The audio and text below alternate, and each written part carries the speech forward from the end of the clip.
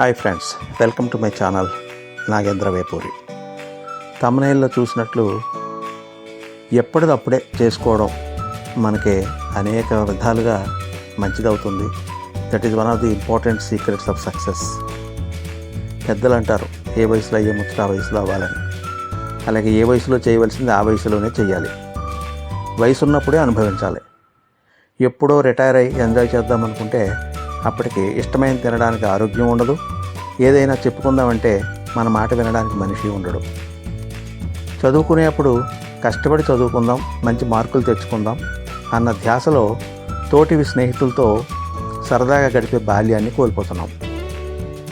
యవ్వనంలో ఏదో ఒక టార్గెట్ పెట్టుకోవడం, అది తీరిన తర్వాత అన్నీ చూసుకుందాంలే అని పూర్కుల పరుగులతో ఉత్సాహమైన వయస్సుని జారవిడుచుకుంటున్నాం. భార్య బిడ్డలతో ఓ అచ్చటా ముచ్చట లేకుండానే కౌమార్యం గడిచిపోతుంది. ఇలా జీవితంలోని మాధుర్యాన్ని కోల్పోతున్నామన్న స్పృహ కూడా ఉండటం లేదు. మనం ఉన్న క్షణాలని, నడుస్తున్న రోజులోని ఆహ్లాదాన్ని మరచి రేపులోకి పోతున్నాం. మళ్ళీ రేపును కూడా ఇలాగే నెట్టేస్తున్నాం.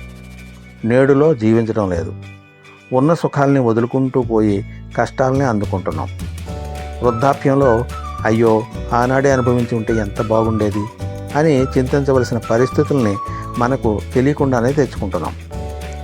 ఏ ఋతువులో వచ్చే పండును ఆ ఋతువులోనే తింటే ఆరోగ్యానికి ఎంత మంచిదో, ఏ వయసులో చేయవలసిన పనులు ఆ వయసులోనే చేస్తేనే అందం, ఆనందం.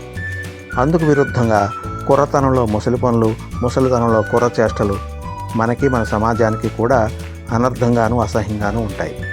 కాబట్టి డూ ఇట్ నౌ.